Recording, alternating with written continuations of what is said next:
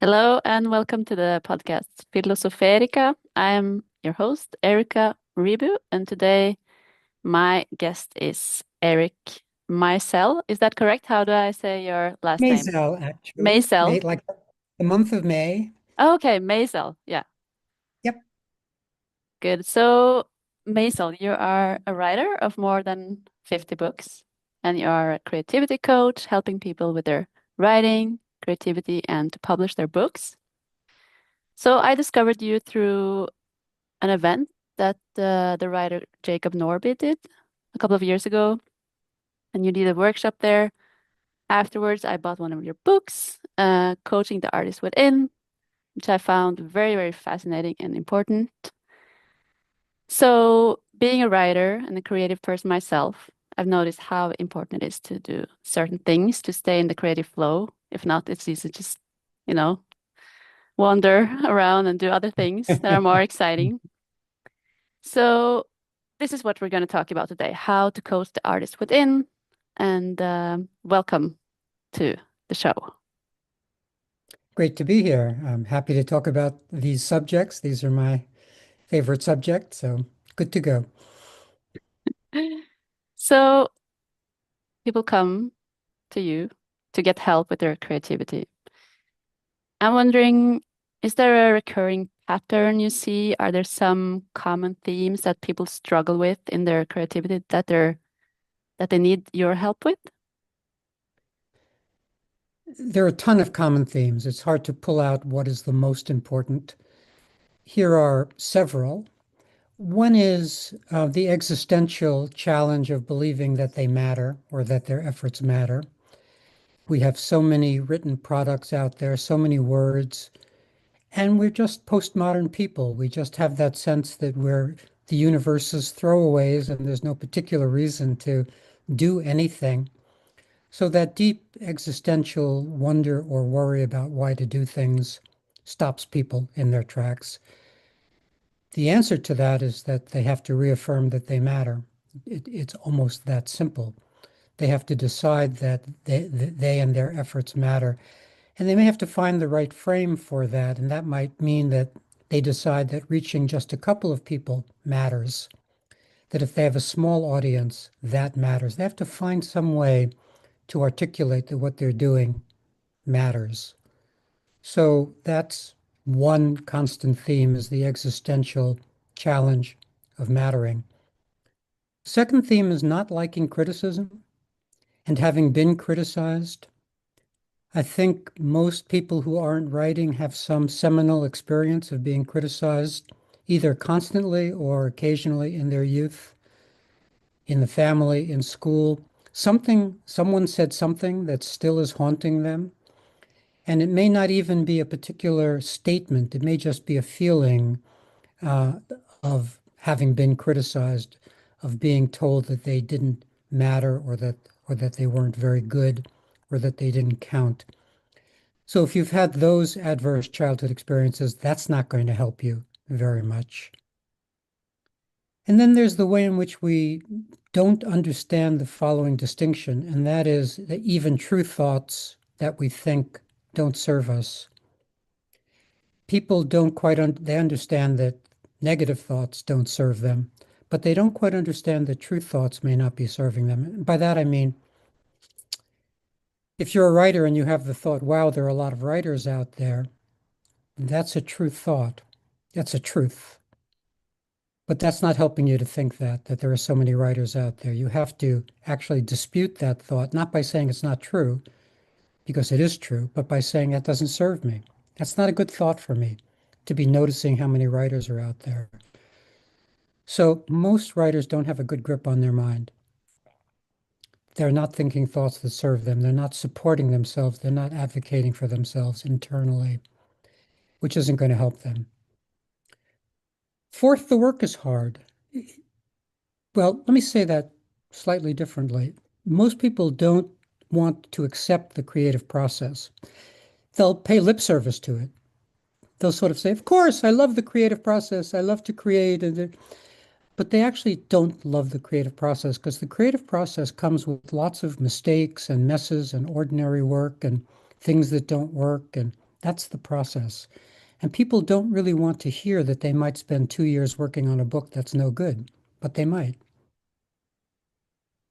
That feels like a lot of good money after bad or good words after bad to spend that much time on something that doesn't turn out well. But you have to embrace that deeply. That's why I'm always doing this with my hands. That is, I'm showing clients a body of work. You can't get too invested in the thing in front of you because that may or may not turn out well. You have to be in it for the long game of understanding that a lot of our work is just ordinary. We accept that of other authors. We accept their ordinary work. We read a novel, we go, that was fine. We don't pan them, we don't diss them, we don't. But for our own work, ordinary isn't okay because we've set the bar at excellent or great or masterpiece or someplace. And so we don't have many successes if we don't consider our ordinary work successes. So this is hard to tolerate, the idea that a lot of the work may be just ordinary or less than ordinary, not okay. So there's that. And then there's the everyday resistance to writing. It's just a thin veneer of ice between us and the work, or thin veneer of something that needs cracking through each day. And I don't know why it's there necessarily, except that the work is hard and it's easier or something to just turn to the day and make a decision about what to have for breakfast and look at our to-do list and get on with things that we don't enjoy, but that are easier than the writing. So that thin veneer of resistance has to be cracked through each day. And I think folks, writers need maybe a ceremony or a device or an affirmation or something, a bell going off or something that reminds them that they need to crack through each day to get to the work. They may believe that that isn't necessary, or they may be telling themselves a different kind of story as to why they're not writing. Well, I can't write while my sister's visiting, or I can't write while I have papers to grade, or I can't write while the kitchen's being remodeled, or something. They're telling themselves that story. But in fact, it's never about that because we can always find 20 minutes to write, even if our sister is visiting or what have you. We could find the time. It's that resistance that needs cracking through each day. I'm going to put a period there because I know I'm just going on and on, but there are more themes. Yeah, I'm sure we can circle back to some of these points. And I just have to say that I've been through all of these things that you're talking about, and also in some of my webinars and classes, we had this thing where so many people recognized that in high school or in middle school, they had experience with channeling or kind of receiving, instead of thinking of something smart to say, they were very open, spiritual, Yep. creative children. And so they kind of received and channeled texts. And many of them, actually, we were surprised how many in that webinar heard from the teachers that, no, this, you haven't written this, this is too good. This is cheating. So that was one of the things that actually made them stop writing as adults, because of these teachers that didn't believe in them, that didn't believe that they had this uh, ability. So, yeah. No, that's right. I think for some portion of the human race, and I don't know what the percentage is, I could just make up a percentage, but I don't know what it is.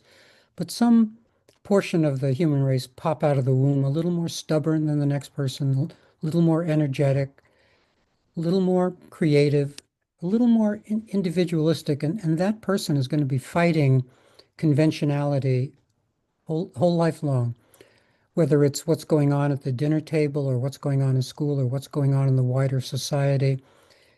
Conventionality is the mean. That's how societies work. Go along to get along. And if you're an individual, you're not going to like that. That's going to be pretty much intolerable. So you're going to try to go your own way, and society will push back. And that one can give up on that at some point. Just be sort of tired of society pushing back, or the family pushing back, or school pushing back, and just give up and decide to live a conventional life. That's going to be disappointing. It's not going to feel good. And there's going to be lifelong disappointment around never having gotten to their real work. But still, for that person, it feels easier to be conventional, to get a job that pays, to have a salary, what have you, than to fight in the artistic marketplaces, which are hard places to be. Mm.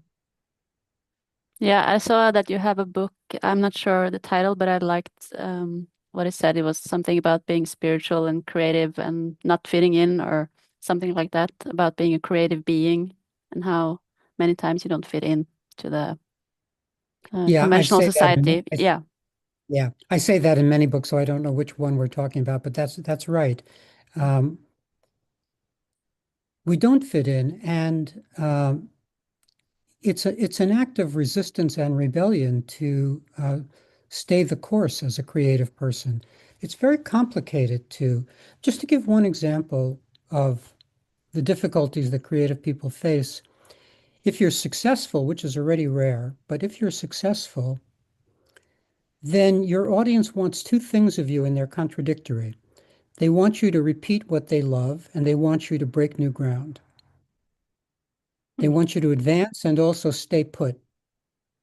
And that actually is very confusing to creatives, how to do that, how to do, but in fact, it can't be done. You have to do one or the other, but you can't really do both.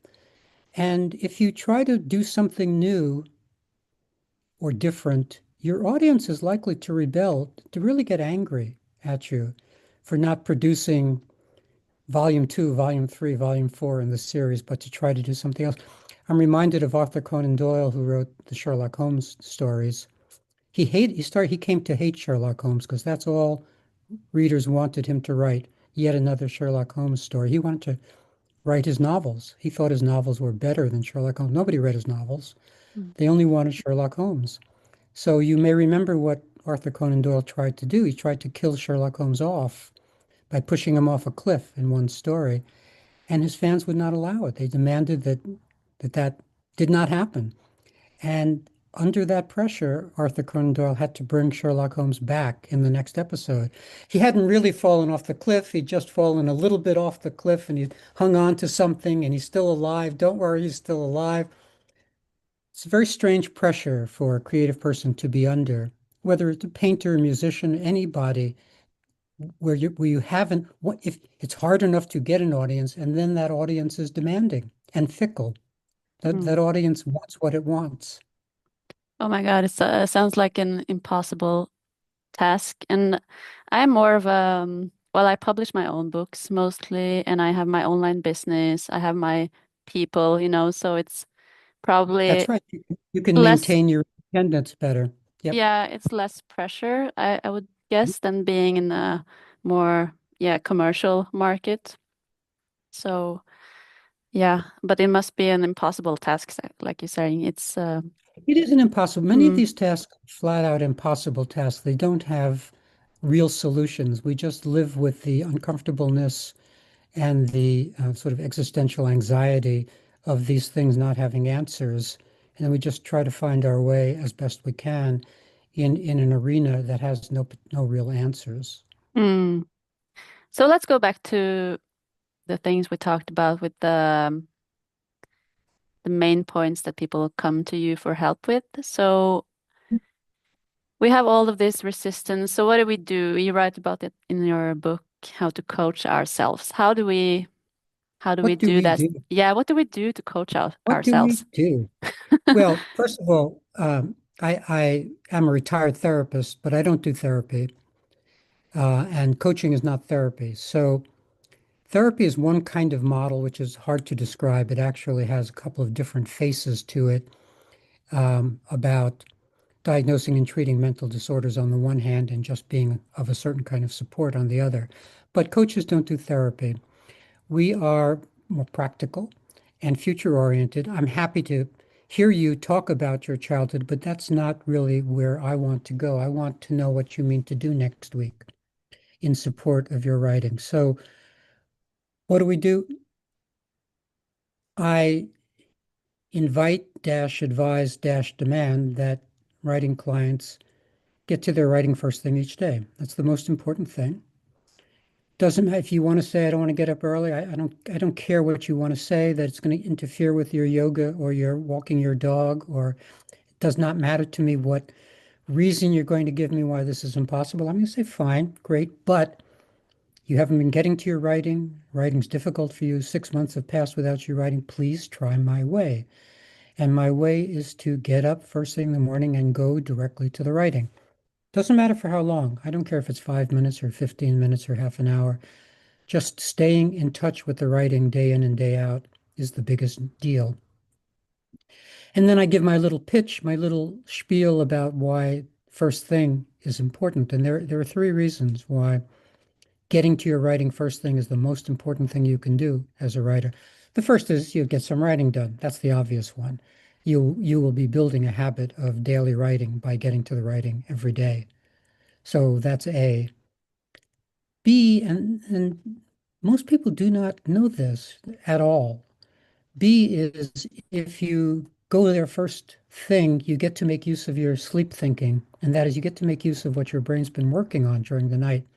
Everybody knows about dreaming, and they confuse dreaming and thinking because at night the brain does both. It creates dreams, but it also thinks about things, and it will write your novel for you if you will let it.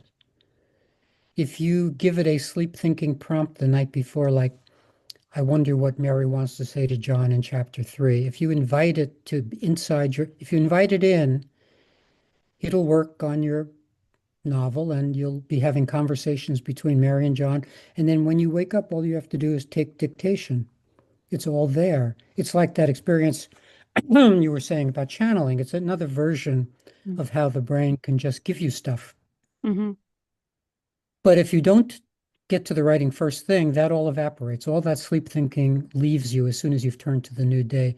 So writers are losing hour and a half, 2 hours of free thinking by not getting to their work first thing. And it's a shame. I find that to be one of the big shames of the creative life is that folks don't understand how much free creative time they're losing by not getting to their creative work first thing.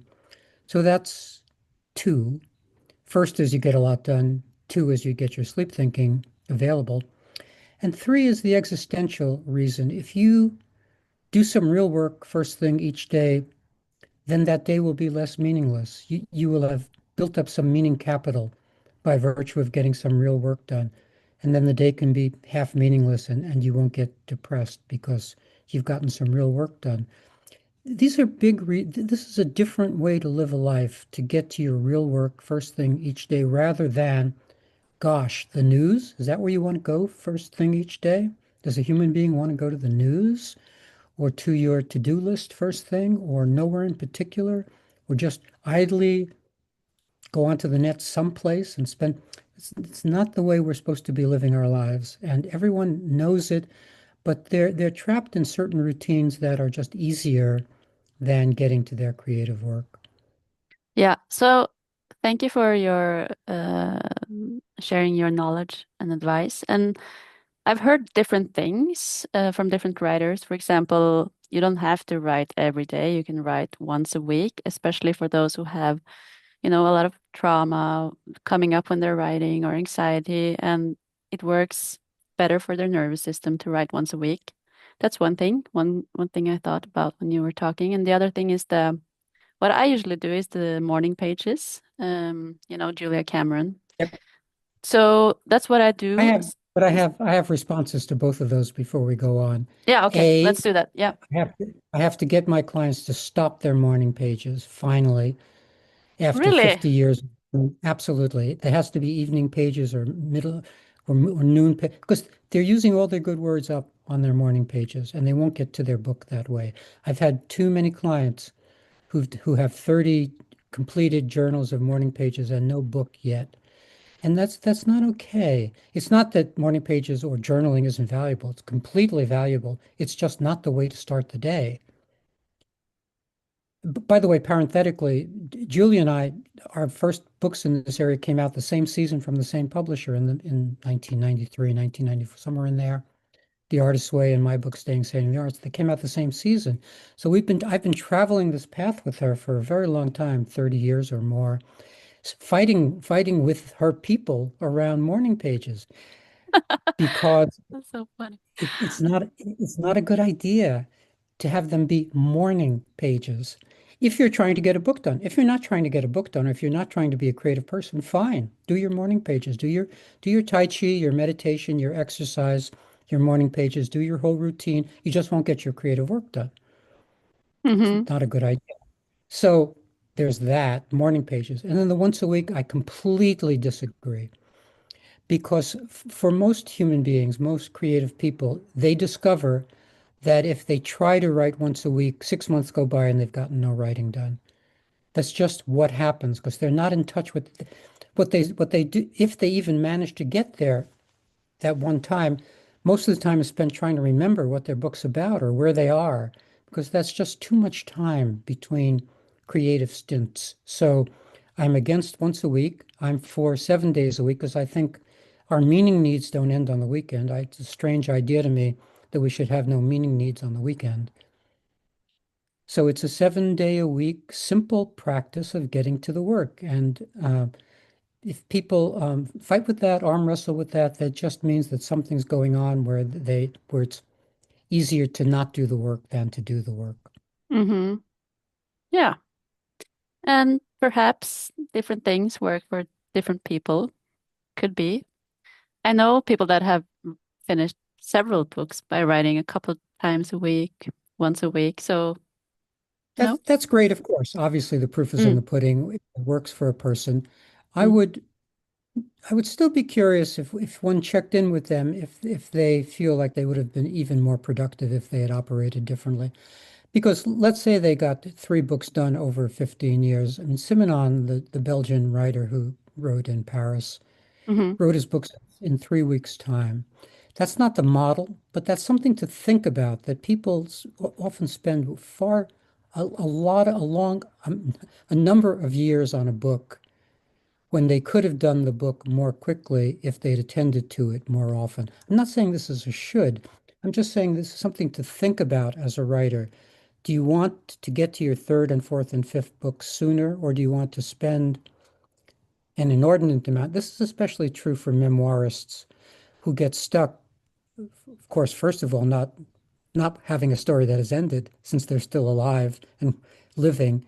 But many memoirists get stuck 5, 10 years into their memoir, not getting it done. And that just saddens me that they don't get it done more expeditiously. mm. Yeah, I agree with you that we could produce more if we are showing up for the work more regularly than perhaps once a week. So that's absolutely a good point. And for myself, I'm I have the experience of writing morning pages, like as a like getting me to start writing, and then I go on to my other writing. So I guess it also depends how much time you have and all of that. But yeah, That's anyways, right. we could. And that get on to the other writing, it already means something. And that puts you in a different category from most morning page writers who don't get onto the writing. That's great. If it's a Mm, kind writer uses the phrase preambling, if the morning pages is a sort of preambling to the writing, that's great. yeah, yeah.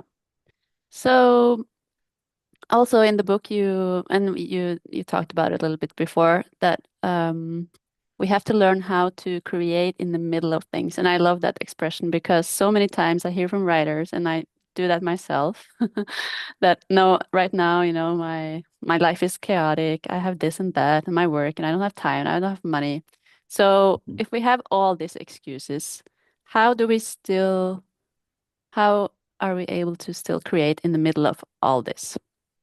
Do you have any examples how of people being in the middle of I don't know, very chaotic life Well, situations and still being able people, to create? everyone is in the middle of Yeah. nowadays a lot of health problems and financial problems and s- just political unhappiness and all kinds of things are going on. So everybody is in the middle of severe things. I'll give you an example, and this is about intentionality and belief in the importance of one's work and trying to be of some service with one's work, all kinds of different ideas. But I'm thinking of Shostakovich, the Russian composer, who composed a couple of his most famous and greatest symphonies while the siege of Stalingrad was going on, and the city was surrounded by the German army, and people were starving. And in those circumstances, not only did he compose symphonies, but he organized concerts to keep up the spirits of the people trapped in Stalingrad by the German army. He did that under the severest of circumstances, and this is revealing. And then after the war, he stood up to Stalin. He was the same person all along, the same kind of creative dash resistance dash individual dash hero dash person, the whole all along. And that manifested in different ways. But when you are that person, and I'm just going to call it a resistance fighter, which is maybe a strange way to say it, but if you're that person, then you know that you are resisting, that you know that you're in a set of circumstances that are not okay. You're not trying to disguise that fact from yourself or minimize that fact from yourself. You're saying these are not the best of times. My health, I only have 2 hours of strength on a given day. That's all I've got. Maybe I've got chronic fatigue. That's all that's what I've got to work with. But you have to believe that your work is important.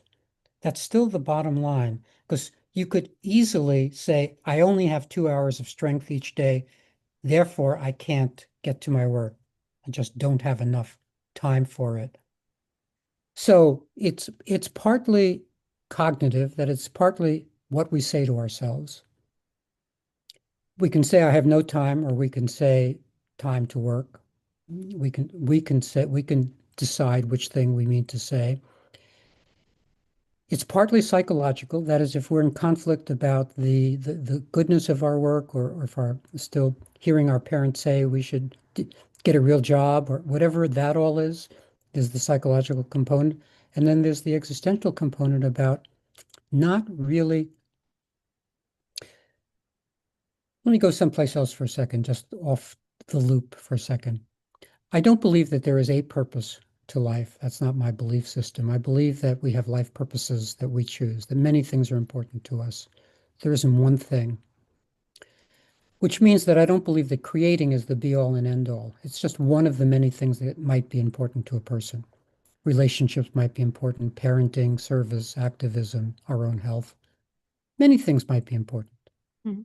So that's already a distinction that's different from how most people think. They're still looking for the purpose of life, which confuses them because there isn't any. So that hunt I don't find very valuable. I don't think that's serving people to be hunting. They need to make choices about what's important. So Mhm. that's A, life purposes versus life purpose. But as important is the idea of what is meaning.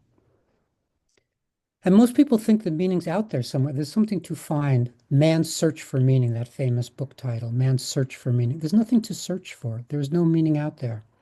It's a subjective psychological experience. It's a feeling, to say it simply. And as a feeling, it naturally comes and goes. I know it's slowly going to get somewhere, but as a It's okay. feeling, Yeah. it naturally comes and goes, which people don't understand. They think that if life is feeling meaningless, that something big has happened. Nothing big has happened. Meaning left for a while. It's on vacation.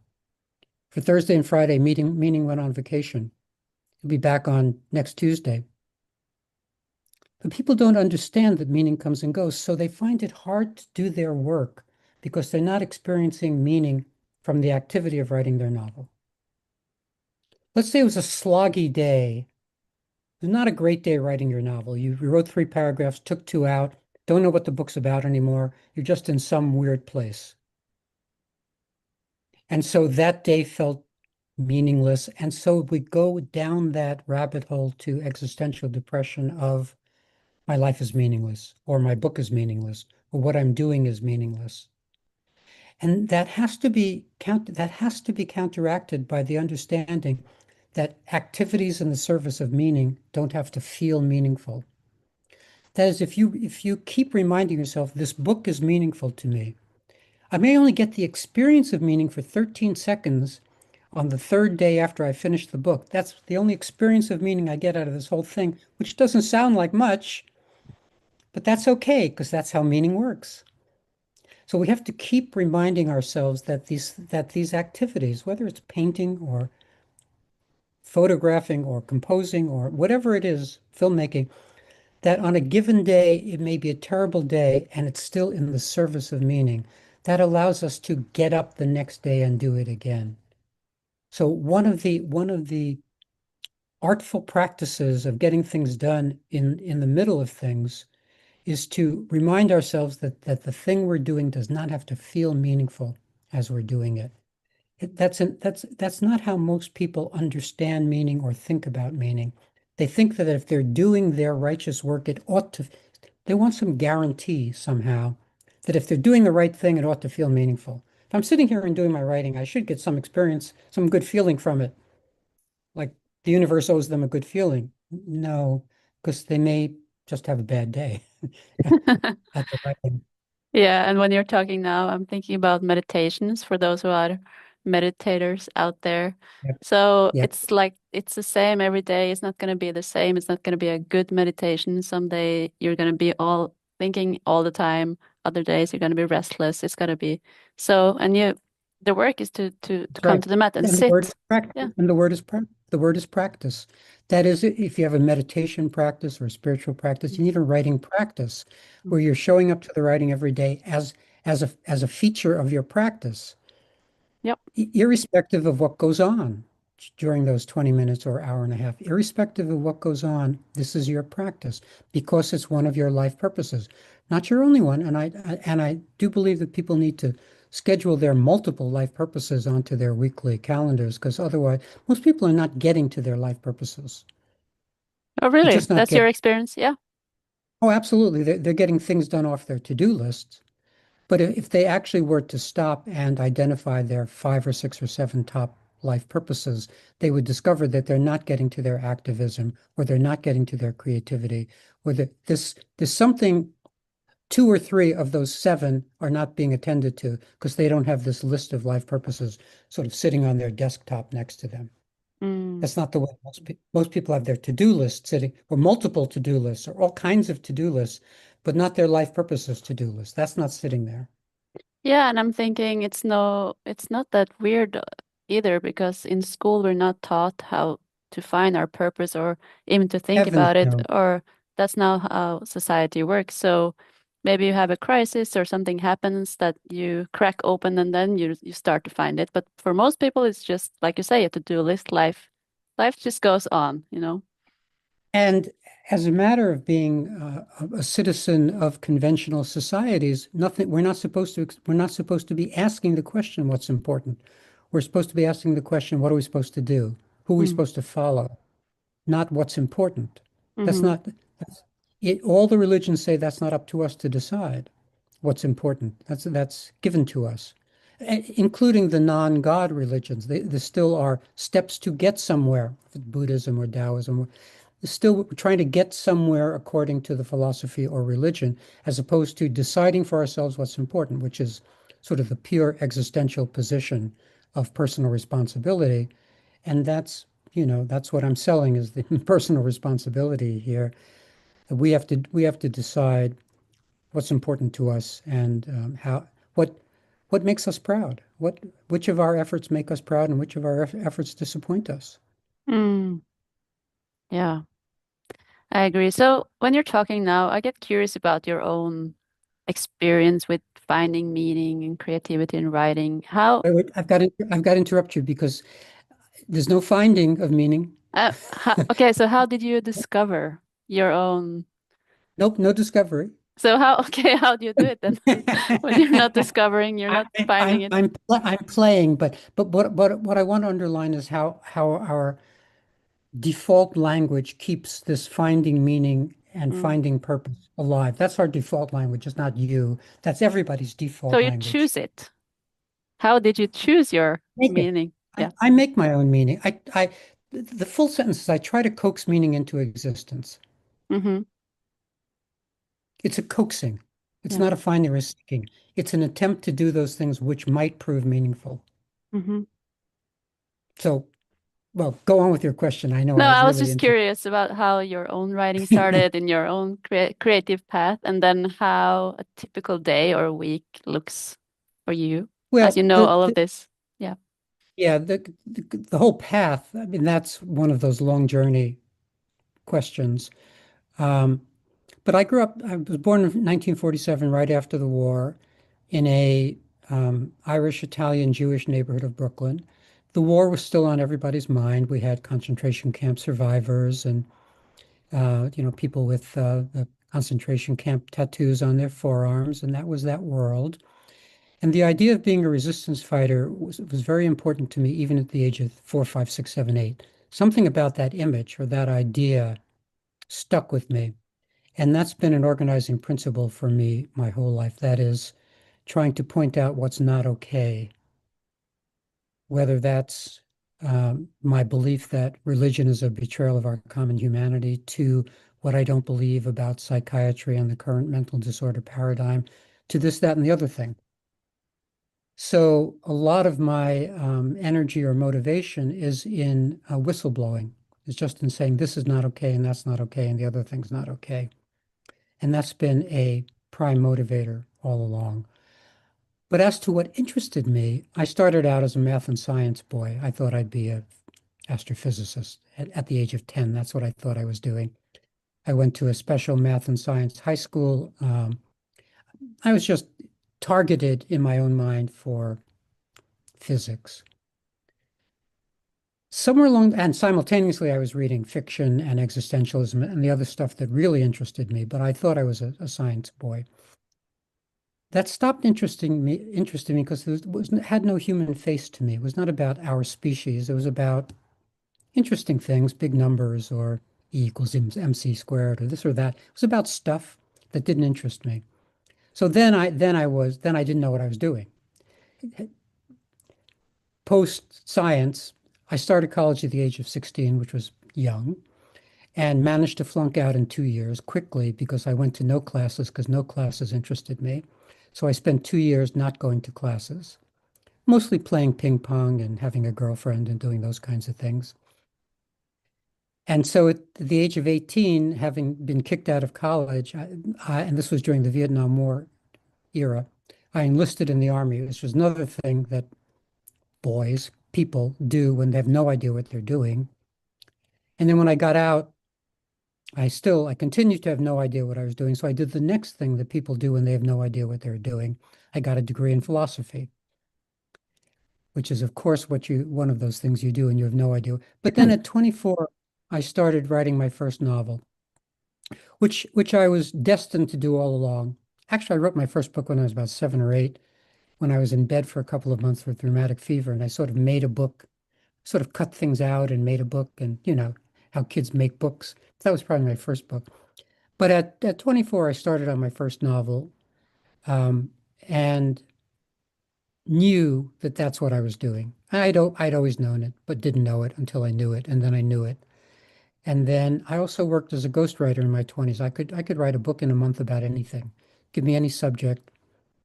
I don't know, singles bars or buying Persian carpets or making making meals in your blender or anything. I wrote books about, I can't even remember, biorhythms, everything. It was one of my talents, was to write a book quickly in a month. And so I lived by writing in my 20s, which is semi-amazing to be able to do it. Um, but then at some point there was little kids and we needed more money and what have you. So then I had to face that the writing was not making enough money, and then I went to school and became a family therapist, and then subsequently a coach. So over these many years, I've been writing from 24 to now, which is going on 55 years. I've probably done 60 or 70 books, 50 of which have been published, some of which haven't because they weren't good enough or never found their publisher or their audience. So I've done a lot of writing over this time. And I guess another way, two things I would add, which they both sound strangely simple. One is I enjoy it. Not every writer enjoys writing. And I think that's a problem if you don't actually enjoy making sentences and making paragraphs and making chapters and making books, and you're sort of fighting with yourself about the fact that you don't enjoy it. That's not a recipe for sitting there. So I would just say it's luck. One of the lucky things is I enjoy sitting there. And the other is I just find our species endlessly curious. I'm endlessly curious about what goes on with us, especially about this would take me in a different direction, but especially about the authoritarian personality and why people follow the Hitlers of the world. Just what's in the followers mentality. Who the Hitlers are, that I think I get. I get who they are. But how tens and tens of millions of people follow them, that still strikes me as a curiosity. And Mm. so I'm endlessly curious about who we are and keep wanting to write about it. Wow. Thank you for sharing your story. And it's a really good point what you're saying about actually liking to sit there and wanting to sit there. And you're lucky that you like the Part of it, work because I've, there's more there's yeah, more luck in life. There's more luck in life that we kind of want to acknowledge. Some things are just lucky. yeah. And because I'm talking to so many writers, and some days, including myself, I just fighting, like you say, I'm fighting with sitting there because I rather would do something else and I'm restless and, Yep. so. Yeah, I'm actually a little bit envious of you right now that you're saying these Yeah, things.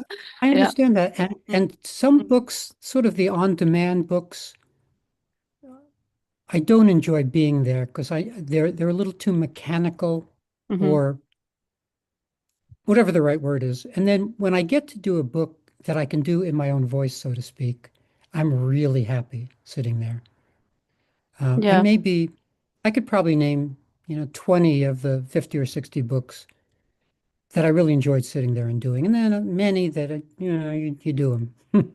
Mm. You do it because they make sense to do and they will be of service and they're appropriate to do and they're wanted. All of those reasons, which are reasons, Yeah, they're absolutely. reasons. I've done both types of books myself, and I also, I'm like you, like everyone, we enjoy much We more when enjoy, we we can enjoy it. do our That's right. own voice, our own follow If our I own can get when I intuition. can Yeah. get lost, when I can get lost in the story where there's narrative, Mm-hmm. I still probably like writing fiction more than nonfiction. I just don't have a lot of internal permission to write fiction right Mm-hmm. now because the nonfiction is what's wanted. Um, but I would, at the drop of a hat, write a novel and enjoy it if I had. If some publisher came to me and said, "Do you have a novel in your mind that you'd like to work on?" I would sort of drop everything and write it because Yeah. that's still the most fun to me. And I've done certain novels where it's very clear to me what the sequel to it would be and how much fun it would. I did a novel not so long ago set in 1946 France, Mm-hmm. right after the war, which has certain plot. But the 11-year-old protagonist is 11 in 1946, and I want to follow her to 1953 Paris when she's 18-ish. So I'm ready for the sequel to that if anybody were to want it. Well, maybe some publishers in Norway are going to listen to this and then, who knows? Let's, Yes, as long yeah, as they don't want it, as long as they don't want it in Norwegian. yeah, that'll be kind of tricky. That would be a little tricky. Well, Eh, I'll pray for you that you will get to write your novels. well, thank you. Mm. And I may do it anyway. I may just carve out, because it does not take me long to write a 50 or 60,000 word book, a couple of months. I might just carve out a couple of months. Well, either way, I have to say I'm really impressed with you writing over 50 books, 60, 70, 80. Yeah, it just shows that you're very disciplined and you're lucky, like you said, and you Yeah. found a recipe. You stick to it, Hmm. you're tenacious. So, Yeah. And so somewhere along the line, I understood and agreed that I'm an entrepreneur and that there is a marketplace and that I had to not thumb my nose at the marketplace, that it was not going to serve me if I were not a salesperson, an advocate for my own work. I would not have had the chance to do all these books if I didn't also support them in the ways in which publishers want their books supported. I had to play those games. I have to play those games. Whether I love them or not, I'm easy with them now. Mm-hmm. Yeah.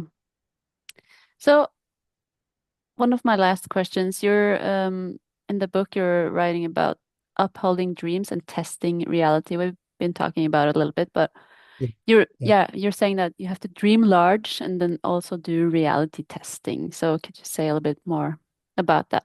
I know many of my people in my audience, they have big dreams, including myself, and then, you know, getting into the reality can be really hard. So sometimes the dreaming can feel better.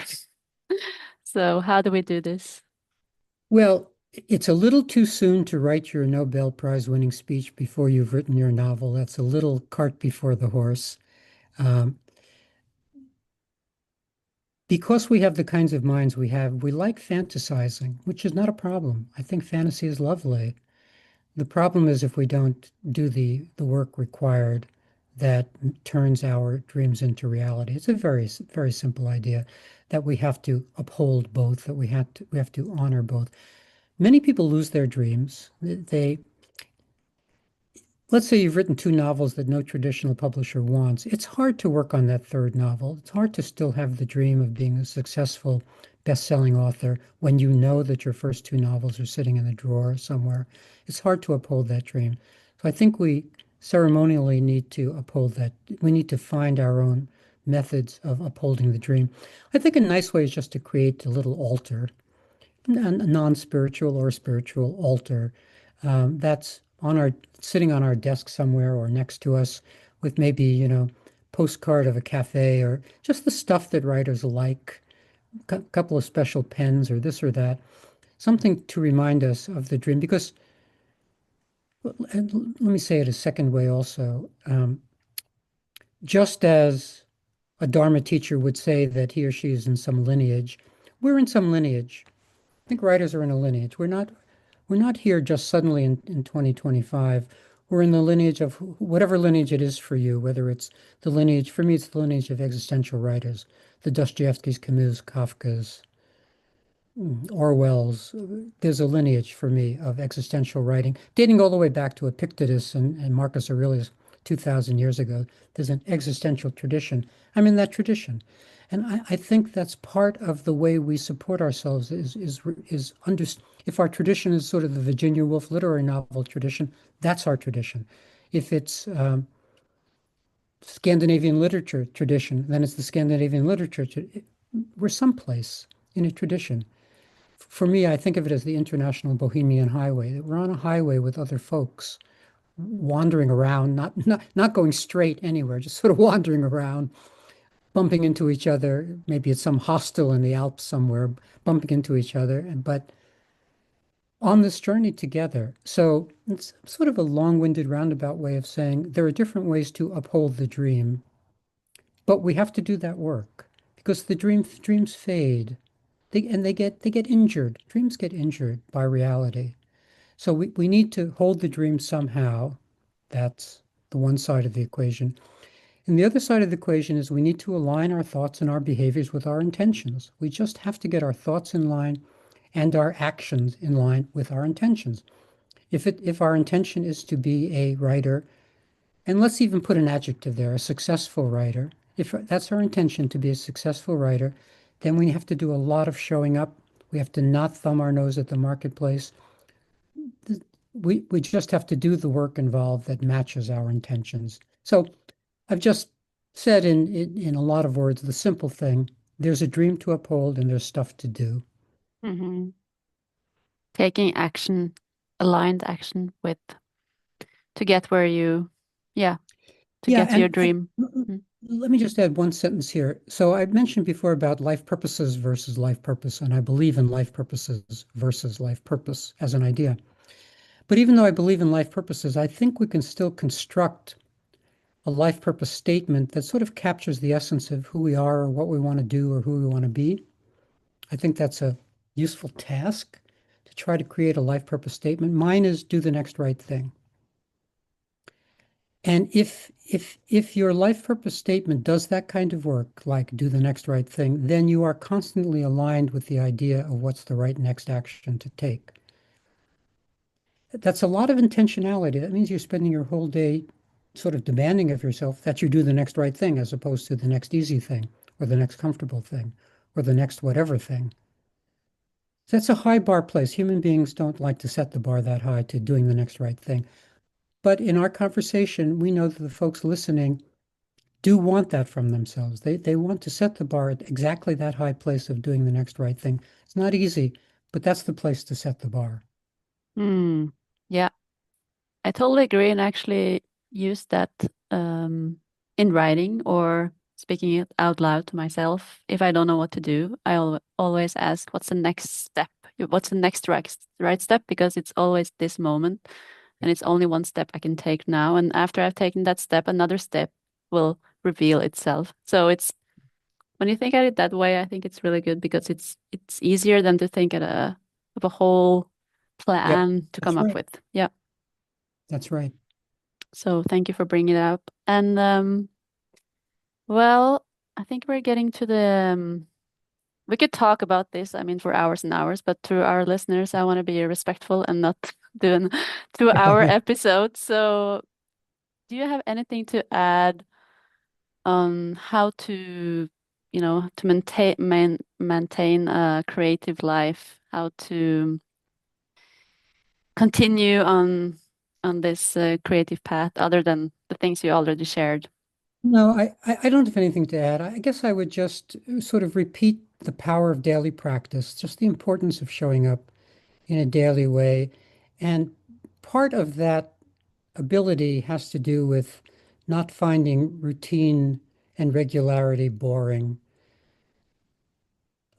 I work with a lot of clients who say that that's not exciting to show up every day, or it's not this, or it's not that. But when we want to get serious about getting our work done, then we want to opt for routine and regularity, regimen, discipline. And for me, I never use the word discipline without using the word devotion because I think they go together. It's not just discipline, it's not just having the ability to show up to things. It's something that's coming from a place of love and passion and enthusiasm and devotion. Without those things, it's hard to just sit there out of discipline, just be a disciplined writer. I think we need a little passion, love, interest, curiosity, enthusiasm, all of those synonyms, or else we're not going to be able to sit there. Yeah, I totally agree. I've tried the disciplined way. I got so burnt out. So I tried adding a little bit of love into the enthusiasm and spirituality, and that's a whole nother story. Yep, So thank you for sharing that. And thank you yep. so much for coming to share your wisdom. And I wish you the best of luck, especially with your novels that I hear that you're very excited about and in all Yep. of your work. So thank you so much and good luck with everything. Thank you for having me.